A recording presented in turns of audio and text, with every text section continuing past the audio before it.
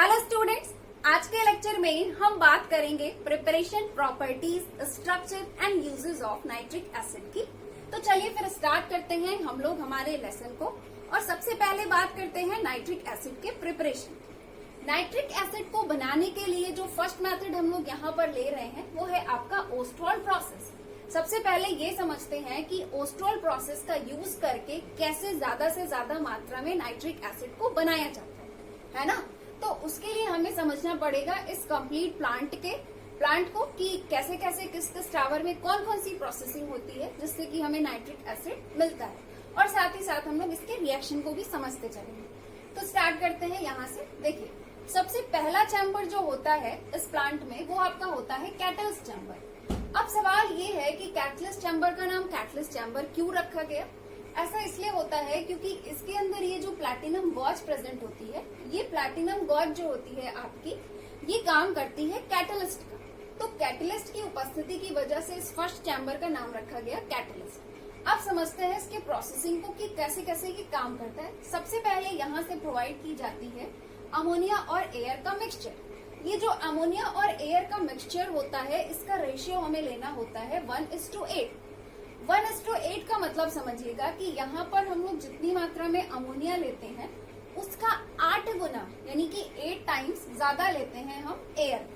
ठीक है, तो इन दोनों का रेशियो कितना होता है? 1:8 का रेशियो होता है। यहाँ से पहुंच गया आपका अमोनिया और एयर। अब देखिए इसके अंदर होता क्या है।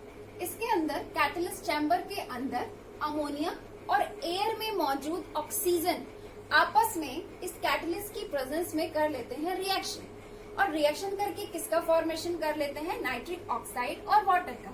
आप यहाँ पर देख सकते हैं ये जो फर्स्ट वाली रिएक्शन मैंने यहाँ पर मेंशन की है, ये फर्स्ट रिएक्शन आपकी होती है कैटलिस्ट चैम्बर के अंदर। क्या होता है कैटलिस्ट चैम्बर के अंदर? कैटलिस्ट चैम्बर के अंदर प्लैटिनम कैटलिस्ट की प्रेजेंस में अमोनिया और वाटर में मौजूद ऑक्सीजन गैस का आपस में रिएक्शन हो जाता है, जिससे फॉर्मेशन हो जाता है नाइट्रिक ऑक्साइड का और वाटर का।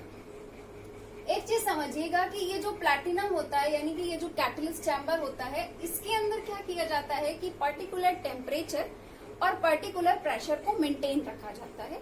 ये ध्यान दीजिएगा। ठीक, अब देखिए ये जो दो चीजें बनी है, इसमें से वाटर तो यहीं पे रह जाएगा, लेकिन ये जो नाइट्रिक ऑक्साइड है वो इस ट्यूब को क्रॉस करते हुए पहुंच जाएगी कूलिंग वेसल्स में।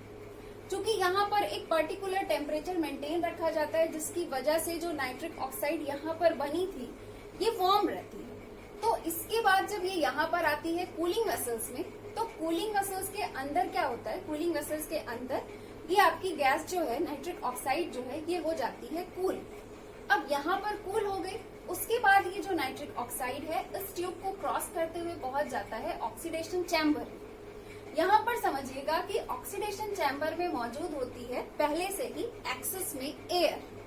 क्या मौजूद होती है पहले से? यहाँ पर एक्सेस में एयर। तो यहाँ पर आपकी मौजूद है पहले से एक्सेस में एयर, और अभी अभी यहाँ पर क्या आया? आपका नाइट्रिक ऑक्साइड। अब नाइट्रिक ऑक्साइड यहाँ पे पहुंचा, पहले से मौजूद थी एक्सेस में एयर। एयर में क्या होता है? ऑक्सीजन। एयर में मौजूद जो ऑक्सीजन है वो आने वाली नाइट्रिक ऑक्साइड के साथ रिएक्शन करके इस चैम्बर के अंदर यानी कि ऑक्सीडेशन के चैम्बर के अंदर फॉर्मेशन कर लेती है नाइट्रोजन डाइऑक्साइड का। तो ये वाली जो रिएक्शन है आप इसे देखिएगा, तो ये जो सेकेंड वाली रिएक्शन है ये किसके अंदर कंप्लीट होती है? ऑक्सीडेशन चैम्बर के अंदर होती है। ऑक्सीडेशन चैम्बर के अंदर नाइट्रिक ऑक्साइड और ऑक्सीजन का रिएक्शन होता है, जिससे किसका फॉर्मेशन हो जाता है? नाइट्रोजन डाइऑक्साइड का। चलिए एक चीज यहाँ पे और समझिएगा, नाइट्रोजन डाइऑक्साइड तो बन ही गया, और जस्ट मैंने अभी आपको एक बात ये बताई कि जो यहाँ पे एयर मौजूद होती है वो एक्सेस में होती है। अब समझिएगा, एयर होती है एक्सेस में, जो नाइट्रिक ऑक्साइड यहाँ पर आया है वो आता है एक लिमिटेड अमाउंट में, है ना। तो ये तो लिमिटेड अमाउंट में आया है और एयर में ऑक्सीजन मौजूद है। अब जब एयर एक्सेस में है तो ऑक्सीजन भी एक्सेस में है, तो इसका मतलब ये हुआ कि इन दोनों में से ये एक्सेस में है और ये लिमिटेड है ना। तो जब तक ये मौजूद है तब तक तो ये फटाफट ऑक्सीजन इससे रिएक्शन कर करके नाइट्रोजन डाइऑक्साइड बना लेगा। लेकिन जैसे ही ये फिनिश होगा उसके बाद क्या होगा? ऑक्सीजन बची रह जाएगी, है ना। तो जब रिएक्शन कंप्लीट हो गया तो इसके अंदर क्या रह गया? इसके अंदर रह गया आपका नाइट्रोजन डाइऑक्साइड, और बची हुई ऑक्सीजन गैसेस, है ना, बची हुई एयर यानी कि बची हुई ऑक्सीजन गैसेस। अब होता क्या है कि ये जो नाइट्रोजन डाइऑक्साइड आपका बना है ये, प्लस जो एयर यहाँ पर बची रह गई थी वो दोनों क्या करेंगे, इस ट्यूब को क्रॉस करते हुए पहुंच जाएंगे आपके इस टावर में, जिसको हम लोग बोलते हैं एब्जॉर्प्शन टावर। अब ये आपका ये दोनों पहुंच गया एब्जॉर्प्शन टावर के अंदर। एब्जॉर्प्शन टावर के अंदर क्या होता है, ऊपर से यहाँ से वाटर का स्प्रे कंटिन्यू होता रहता है, ठीक है। पहले तो ये समझिएगा ये आपके क्वार्ट्ज या फ्लिंट के टुकड़े भरे होते हैं, यहाँ से आपका नाइट्रोजन डाइऑक्साइड NO2 और ऑक्सीजन का मिक्सचर आया हुआ है, ऊपर से यहाँ से कंटिन्यूअस क्या होता है, वाटर स्प्रे होता रहता है। तो इस चैम्बर के अंदर यानी कि इस टावर के अंदर क्या रिएक्शन होगी आप समझिएगा। इस टावर के अंदर क्या होता है कि ये जो वाटर स्प्रे हो रही है वो, और जो दो मिक्सचर आया है ऑक्सीजन और नाइट्रोजन डाइऑक्साइड, इन तीनों का आपस में रिएक्शन हो जाता है एब्जॉर्प्शन टावर के अंदर, फॉर्मेशन हो जाता है किसका, नाइट्रिक एसिड का। ये जो नाइट्रिक एसिड यहाँ पर एब्जॉर्प्शन टावर के अंदर बनती है वो आपका कलेक्ट हो जाती है किस पे, एब्जॉर्प्शन टावर के बॉटम में, जिसे कि यहाँ से क्या कर लिया जाता है, यहाँ से आपका बाहर कर दिया जाता है। तो इस तरह से ओस्ट्रॉल प्रोसेस का यूज करके इंडस्ट्रीज में नाइट्रिक एसिड को जो है वो ज्यादा से ज्यादा मात्रा में मैन्युफैक्चर किया जाता है, ठीक है। तो आई थिंक आप लोगों को ये पूरा जो ओस्ट्रॉल प्रोसेस है ये और इसकी रिएक्शन जो है वो क्लियर हो गई होगी। चलिए अब हम लोग बात करते हैं नाइट्रिक एसिड के लेबोरेटरी प्रिपरेशन की। लैब में नाइट्रिक एसिड को बनाया जा सकता है सोडियम नाइट्रेट या फिर पोटेशियम नाइट्रेट को कॉन्सेंट्रेटेड सल्फ्यूरिक एसिड के साथ हीट करके। ओके, किया क्या जाता है, जब सोडियम नाइट्रेट को सल्फ्यूरिक एसिड के साथ हीट किया जाता है तो नाइट्रिक एसिड के फ्यूम्स बनते हैं। इसी तरह से अगर हम चाहें तो सोडियम नाइट्रेट की जगह पोटेशियम नाइट्रेट का भी यूज कर सकते हैं। जब हम पोटेशियम नाइट्रेट को लेते हैं, उसको कॉन्सेंट्रेटेड H2SO4 के साथ कॉन्सेंट्रेटेड सल्फ्यूरिक एसिड के साथ हीट करते हैं तो नाइट्रिक एसिड के फ्यूम्स बनते हैं, नाइट्रिक एसिड बनती है। तो लैब में जो नाइट्रिक एसिड बनती है वो बहुत ही कम मात्रा में बनती है, और जो मैन्युफैक्चरिंग की जाती है ओस्ट्रॉल प्रोसेस का यूज करके वो काफी ज्यादा अमाउंट में होता है, एक इंडस्ट्रियल अमाउंट में होता है, ठीक है। तो चलिए यहाँ पर हमारा ये जो नाइट्रिक एसिड का प्रिपरेशन है ये कंप्लीट हो जाता है। अब हम लोग बात करते हैं नाइट्रिक एसिड की प्रॉपर्टीज की। तो पहले बात करते हैं हम लोग फिजिकल प्रॉपर्टीज की। फिजिकल प्रॉपर्टी में फर्स्ट पॉइंट ये है कि जो आपका नाइट्रिक एसिड होता है ये कलरलेस लिक्विड होता है, कलरलेस लिक्विड होता है। कभी आपने अपने लैब में देखा होगा कि नाइट्रिक एसिड की बोतल देखी होगी तो आपने ये देखा होगा कि वो कलरलेस होता है, लेकिन कुछ केसेस में आपको ये भी देखने को मिलेगा कि कुछ पुरानी बॉटल्स होती है नाइट्रिक एसिड की आपके लैब में, तो उसमें आप देखोगे कि नाइट्रिक एसिड का कलर जो होता है वो येलो हो जाता है। तो अब सवाल ये है कि जो वो येलो है तो वो येलो क्यों होता है। तो ऐसा नाइट्रिक एसिड जिसमें कि NO2 नाइट्रोजन डाइऑक्साइड की अशुद्धि मौजूद होती है, जिसमें ये इम्प्योरिटी मौजूद होती है, जिसमें नाइट्रोजन डाइऑक्साइड मौजूद होता है, उसका कलर येलो होता है। और जबकि अगर नाइट्रिक एसिड एकदम प्योर हो तो फिर वो एकदम कलरलेस लिक्विड रहेगी, ठीक। तो पहला पॉइंट ये हो गया। सेकंड पॉइंट देखिए, सेकंड पॉइंट ये है कि इसका बॉइलिंग पॉइंट जो होता है आपका वो 355.6 केल्विन होता है। इसका मेल्टिंग पॉइंट जो होता है वो आपका 231.4 केल्विन होता है। और चौथी चीज ये है कि अगर अभी कभी भी आप अपने लैब में काम कर रहे हैं और नाइट्रिक एसिड का यूज कर रहे हैं तो वहां पे आपको ये ध्यान देना है कि नाइट्रिक एसिड को आप अपने स्किन के टच में नहीं आने देंगे, क्योंकि इसका स्किन के ऊपर बहुत ही ज्यादा कोरेसिव एक्शन होता है। जैसे ही ये स्किन के संपर्क में आता है स्किन को ये जला देता है। स्किन में होता क्या है, पेनफुल ब्लिस्टर्स यानी कि छाले निकल आते हैं, ठीक है। तो ज्वलंत नेचर का होता है और स्किन में इसका एक्शन बहुत ही कोरेसिव होता है। तो एक चीज ये हो गई फिजिकल प्रॉपर्टी, जिसकी वजह से आप ऊपर से पहचान सकते हो कि हाँ ये आपकी नाइट्रिक एसिड। खैर ये तो सिंपल सी बातें हो गई, इसकी फिजिकल प्रॉपर्टीज हो गई। अब आ जाते हैं हम लोग नाइट्रिक एसिड की chemical property. First chemical property जो आपको पढ़ना है वो है नाइट्रिक एसिड का एसिडिक कैरेक्टर। देखिए जो नाइट्रिक एसिड होती है ये आपका एसिड की तरह बिहेव करती है। जनरली जो हम लोग छोटे लेवल पे जो समझते हैं, छोटे क्लासेस पे जो समझते हैं एसिड को पहचानने का तरीका कि हमने ब्लू लिटमस पेपर लिया और उस पे वन ड्रॉप अगर आपका नाइट्रिक एसिड आपके लैब में हो, अगर आप उस पे वन ड्रॉप अब गिरा करके देखेंगे तो जो आपका ब्लू लिटमस पेपर है वो कन्वर्ट हो जाता है रेड में, है ना। तो रेड में जो कन्वर्ट होता है लिटमस पेपर, इसका ये मतलब है कि ये एसिडिक नेचर का है। खैर, ये तो एक सिंपल सा टेस्ट है। आगे की बात समझते हैं कि जो आपका ये नाइट्रिक एसिड होता है, ये आपका स्ट्रॉन्ग एसिड होता है, एसिडिक कैरेक्टर शो करता है। क्यों शो करता है? क्योंकि इसके पास कैपेबिलिटी होती है, इस नाइट्रिक एसिड के पास कैपेबिलिटी होती है इसका कंप्लीट आयोनाइज होने का। ये कंप्लीटली आयोनाइज हो सकता है H++ NO3- आयन में। होता क्या है कि जब हम लोग नाइट्रिक एसिड को लेते हैं, इसको वाटर में मिक्स करते हैं, वाटर के साथ मिक्स करके इसका हम लोग इक्वस सॉल्यूशन बनाते हैं। तो इक्वस सॉल्यूशन के अंदर ये आपका पाया जाता है H3O+ के फॉर्म में और NO3- आयन के फॉर्म में। मतलब इक्वस सॉल्यूशन के अंदर ये दोनों आयंस प्रेजेंट होते हैं। क्यों प्रेजेंट होते हैं? क्योंकि इसके पास कैपेबिलिटी है ना, कंप्लीट आयोनाइजेशन की। एक स्ट्रॉन्ग इलेक्ट्रोलाइट है, ये कंप्लीटली डिसोसिएट हो जाता है अपने आयनों में, H+ में और NO3- आयन में। तो जैसे ही आप इसको वाटर में डालते हो, इसका आयोनाइजेशन हो जाता है। तो ये जो H+ वाला पार्ट है वो क्या करता है, वो वाटर के साथ जाके जुड़ जाता है ना। वाटर के साथ क्या करेगा, इसके पास लोन पेयर है, ये इसके साथ जाके जुड़ जाता है, जिससे कि फॉर्मेशन हो जाएगा H3O+ का और किसका, NO3- आयन का। ठीक है, तो इक्वस सॉल्यूशन के अंदर HNO3 के यानी कि नाइट्रिक एसिड के इक्वस सॉल्यूशन के अंदर कौन से ये आयंस प्रेजेंट होते हैं आपके, H3O+ और NO3- आयंस। तो ये इसका एसिडिक कैरेक्टर हो गया, फर्स्ट केमिकल प्रॉपर्टी हो गया। चलिए अब हम लोग बात करते हैं इसके next chemical property. Second chemical property में हम लोग बात करेंगे नाइट्रिक एसिड और मेटल के रिएक्शन की। देखिए, जो नाइट्रिक एसिड होता है ये कुछ पर्टिकुलर नोबल मेटल्स को छोड़ करके अप्रोक्सीमेटली ये सभी मेटल के साथ रिएक्शन करके प्रोडक्ट्स बनाता है। अब ये जो प्रोडक्ट्स बनाता है मेटल के साथ रिएक्शन करके, ये डिपेंड करता है 3 बातों पर। पहली बात ये है कि मेटल का नेचर कैसा है। नेचर से मेरा सेंस ये है कि आप लोगों ने इलेक्ट्रोकेमिस्ट्री में पढ़ा होगा इलेक्ट्रोकेमिकल सीरीज, है ना। तो इलेक्ट्रोकेमिकल सीरीज में आपने ये देखा होगा कि कुछ मेटल्स जो होते हैं वो हाइड्रोजन के ऊपर होते हैं और कुछ मेटल्स जो होते हैं वो हाइड्रोजन के नीचे होते हैं। तो नाइट्रिक एसिड का क्या है कि जो कुछ मेटल्स जो कि आपके हाइड्रोजन के ऊपर होते हैं इलेक्ट्रोकेमिकल सीरीज में, उन पर इसका अलग तरह का एक्शन होता है, और कुछ मेटल्स जो कि हाइड्रोजन के नीचे होते हैं इलेक्ट्रोकेमिकल सीरीज में, उस पर नाइट्रिक एसिड का एक्शन जो है वो अलग तरह का होता है।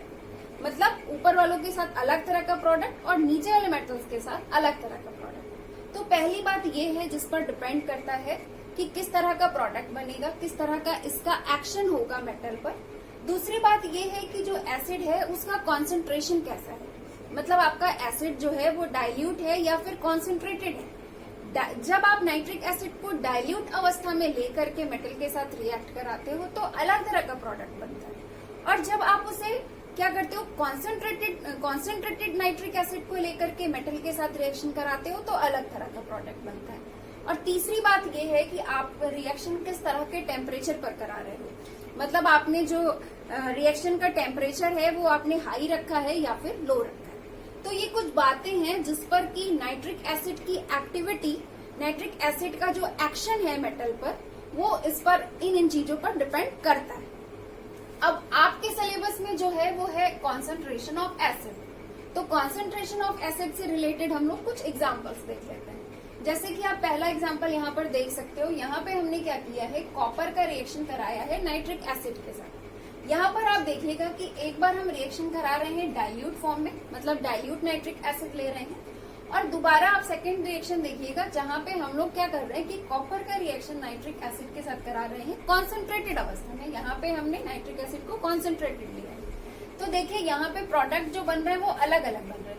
ये दोनों तो चलिए सेम है कि कॉपर नाइट्रेट और वाटर तो सेम है, लेकिन इस प्रोडक्ट को आप देखिए दोनों में क्या है, प्रोडक्ट अलग अलग है। यहाँ पे क्या बन रहा है, यहाँ पे बन रहा है नाइट्रिक ऑक्साइड, जबकि यहाँ पे क्या बन रहा है, नाइट्रोजन डाइऑक्साइड, है ना। जब डाइल्यूट कंडीशन में आप ले रहे हो तो नाइट्रिक ऑक्साइड बनता है, और जब आप कॉन्सेंट्रेटेड ले रहे हो तो नाइट्रोजन डाइऑक्साइड बनता है। Different product. इसी तरह से जिंक के साथ हम इसका रिएक्शन देख लेते हैं। जिंक के साथ आप नाइट्रिक एसिड का रिएक्शन कराइए। जब आप डाइल्यूट फॉर्म में लेंगे तो आप देखेंगे कि आपका बनता है क्या, नाइट्रस ऑक्साइड। ये दोनों तो चलिए सेम है, जिंक नाइट्रेट एंड वाटर, लेकिन यहाँ पे देखिए आपका यहाँ पे क्या बन रहा है, नाइट्रस ऑक्साइड। और जब आप जिंक का रिएक्शन क्या कर रहे हो कि कॉन्सेंट्रेटेड नाइट्रिक एसिड के साथ करा रहे हो, तो आप देखोगे कि आपका बनेगा नाइट्रोजन डाई ऑक्साइड। ठीक है, तो ये हो गया इसका मेटल के साथ रिएक्शन। ठीक, 3 बातों पर डिपेंड करता है। जो आपको कंप्लीटली जानना था वो था इसका कॉन्सेंट्रेशन पे। तो आपने कॉन्सेंट्रेशन का एग्जांपल देखा और आपने देखा कि कैसे कॉन्सेंट्रेशन चेंज हो जाने पर कैसे प्रोडक्ट चेंज हो जाता है ना। रिएक्टेंट सेम है, वही मेटल है, वही एसिड है, बस कॉन्सेंट्रेशन हमने चेंज कर दिया तो हमें क्या हुआ कि प्रोडक्ट डिफरेंट मिल गया, है ना। चलिए, ये तो बात हो गई मेटल के साथ रिएक्शन की। अब हम लोग इसका नॉन मेटल के साथ रिएक्शन देखते हैं। तो नाइट्रिक एसिड को जब हम लोग नॉन मेटल के साथ या नॉन मेटल के किसी कंपाउंड के साथ रिएक्ट कराते हैं तो हम लोग ये देखते हैं कि रिएक्शन के पश्चात जो नॉन मेटल है उसका ऑक्सीडेशन स्टेट चेंज हो जाता है। मतलब जो प्रोडक्ट आप देखेंगे, प्रोडक्ट में देखेंगे कि ये जो है ये नॉन मेटल को ऑक्सीडाइज कर देता है। ये नॉन मेटल को ऑक्सीडाइज कर देता है। इस चीज को मैं आपको एग्जांपल के थ्रू बताती हूँ। देख, हमने क्या किया, हमने आयोडीन जो कि नॉन मेटल है इसका रिएक्शन कराया नाइट्रिक एसिड के साथ। तो यहाँ पे देखिए ये जो आयोडीन वाला प्रोडक्ट है इस पर आप यहाँ पे आयोडीन का ऑक्सीडेशन स्टेट देखिए कितना है। यहाँ पे क्या होगा, ये 3 2 6 है ना, और +1 इसमें से माइनस हो जाएगा, कितना बचेगा +5। ठीक है, आयोडीन का +5 आएगा। और यहाँ पे आप ऑक्सीडेशन स्टेट देखें आयोडीन का तो कितना है, 0 है ना। देखिए आपने क्या किया, आयोडीन का रिएक्शन नाइट्रिक एसिड के साथ कराया तो आयोडीन का ये वाला कंपाउंड बना। अब आपको यहाँ पे ये चेक करना है कि यहाँ पे आयोडीन का ऑक्सीडेशन हुआ है कि नहीं। जैसा कि हमने यहाँ पे मेंशन किया है कि ये क्या करता है, नॉन मेटल्स और उसके कंपाउंड्स को क्या करता है, ऑक्सीडाइज कर देता है। तो मैं आपको वही दिखाने की कोशिश कर रही हूँ कि आप देखिए यहाँ पे इसका ऑक्सीडेशन हुआ है आयोडीन का। देखिए यहाँ पे क्या था, 0 ऑक्सीडेशन स्टेट, यहाँ पे क्या है +5 है ना। और +5 ऑक्सीडेशन स्टेट किसी भी एलिमेंट में कब आता है, जब वहां से 5 इलेक्ट्रॉन लूज हो, है ना। तो यहाँ पे आयोडीन 0 था, यहाँ पे +5 है, 5 इलेक्ट्रॉन लूज हुआ है इसके साथ रिएक्शन करने की वजह से, है ना। तो इसका मतलब क्या हुआ कि नाइट्रिक एसिड ने इसको ऑक्सीडाइज कर दिया, है ना। चलिए कार्बन का देख लेते हैं। कार्बन के साथ जब आप नाइट्रिक एसिड का रिएक्शन कराते हैं तो आप देखिए जो बाकी तो जो प्रोडक्ट है सो है, जो कार्बन वाला प्रोडक्ट है उसको देखिए, वो क्या है आपका कार्बन डाइऑक्साइड। यहाँ पे कार्बन का ऑक्सीडेशन स्टेट कितना है, 0 है। यहाँ पे कितना आएगा, +4 आएगा, है ना। तो कार्बन का ऑक्सीडेशन हो गया ना, है ना। तो इसी तरह से आप जब सल्फर के साथ रिएक्शन कराते हैं आपका बनता है सल्फ्यूरिक एसिड। यहाँ पर ऑक्सीडेशन स्टेट आ रहा है +6, जबकि यहाँ पे क्या है, 0 है ना। तो इसने क्या किया, सल्फर का ऑक्सीडेशन कर दिया, सल्फर को ऑक्सीडाइज कर दिया, है ना। इसी तरह से आप फास्फोरस का रिएक्शन नाइट्रिक एसिड के साथ कराइए तो बनता है फास्फोरिक एसिड। अगर आप यहाँ पर ऑक्सीडेशन स्टेट चेक करें तो आप पाएंगे कि फास्फोरस का ऑक्सीडेशन स्टेट यहाँ पर 0 है और यहाँ पर आपका आ जाएगा ये +5। तो आप यहाँ पर भी देख सकते हैं कि इसने फास्फोरस को क्या किया, ऑक्सीडाइज कर दिया। ठीक है, तो चलिए ये तो बात हो गई नॉन मेटल के साथ रिएक्शन की। और यहाँ पर क्या हुआ, यहाँ पर हमारा नाइट्रिक एसिड का केमिकल प्रॉपर्टी कंप्लीट हो गई। चलिए अब हम लोग बात करते हैं नाइट्रिक एसिड के स्ट्रक्चर की। नाइट्रिक एसिड के यदि हम स्ट्रक्चर को देखें तो आप यहाँ पर देख सकते हो कि यहाँ पे जो आपका नाइट्रोजन होता है, सेंट्रल नाइट्रोजन, ये एक ऑक्सीजन से जुड़ा होता है डबल बॉन्ड के थ्रू, एक ऑक्सीजन के साथ ये जुड़ा होता है सिंगल बॉन्ड के थ्रू, और एक ऑक्सीजन के साथ जुड़ा होता है ये कोऑर्डिनेट बॉन्ड के थ्रू। यहाँ से जो क्वेश्चंस बनते हैं मल्टीपल चॉइस वाले, तो वो इन्हीं चीजों पे बनते हैं कि मतलब कितने ऑक्सीजन के साथ ही किस तरह के बॉन्ड से जुड़ा है। ठीक है, तो यहाँ पे इसने क्या किया, डबल इलेक्ट्रॉन की शेयरिंग करके डबल बॉन्ड बनाया हुआ है, और यहाँ पे इस ऑक्सीजन के साथ इसने सिंगल इलेक्ट्रॉन की शेयरिंग की करके सिंगल बॉन्ड के थ्रू जुड़ा है, और एक ऑक्सीजन को इसने क्या किया है, नाइट्रोजन ने 2 इलेक्ट्रॉन को डोनेट करके कोऑर्डिनेट बॉन्ड बना के जुड़ता है। ठीक, तो ये इसका कुछ सिंपल सा स्ट्रक्चर हो गया नाइट्रिक एसिड का, HNO3 का। और यहाँ पे एक चीज और ध्यान दीजिएगा कि ये जो एक ऑक्सीजन यहाँ पे क्या है, हाइड्रोजन के साथ भी जुड़ा है, किसके साथ, सिंगल इलेक्ट्रॉन की शेयरिंग करके। ठीक, तो ये इसका स्ट्रक्चर हो गया। अब हम लोग आ जाते हैं नाइट्रिक एसिड के यूजेस में। तो अगर हम इसके यूजेस की बात करें तो नाइट्रिक एसिड जो होता है वो आपका लार्जली, मतलब बहुत ही ज्यादा मात्रा में यूज होता है आपके अमोनियम नाइट्रेट और दूसरे फर्टिलाइजर्स के मैन्युफैक्चरिंग में। ठीक है, अमोनियम नाइट्रेट क्या है? Ammonium nitrate as a fertiliser use होता है ना, मैंने आपको लास्ट लेक्चर में भी बताया था जब मैं आपको अमोनिया पढ़ा रही थी। उसके अलावा और दूसरे फर्टिलाइजर्स हैं, उनके भी मैन्युफैक्चरिंग में नाइट्रिक एसिड का यूज होता है। सेकेंड यूज समझिए कि सेकेंड यूज ये है कि इसका इस्तेमाल कुछ आर्टिफिशियल सिल्क डाइज और ड्रग्स को बनाने में भी किया जाता है। उसके अलावा रॉकेट फ्यूल्स, रॉकेट में जो फ्यूल्स यूज किए जाते हैं, रॉकेट फ्यूल्स में भी नाइट्रिक एसिड को यूज किया जाता है एज ए ऑक्सीडाइजर। उसके अलावा आपका नाइट्रिक एसिड जो है वो लेबोरेटरी में बहुत सारे रिएक्शंस के दौरान, बहुत सारे प्रैक्टिकल्स के दौरान आपने देखा होगा कि नाइट्रिक एसिड को एज ए रिएजेंट जगह जगह पर यूज किया जाता है। तो नाइट्रिक एसिड लेबोरेटरी रिएजेंट की तरह भी यूज होता है। ठीक है, तो यहाँ पे हमारा नाइट्रिक एसिड का preparation, properties, structure and uses सारी चीजें कंप्लीट हो गई है। अब हम लोग मिलेंगे नेक्स्ट लेक्चर में।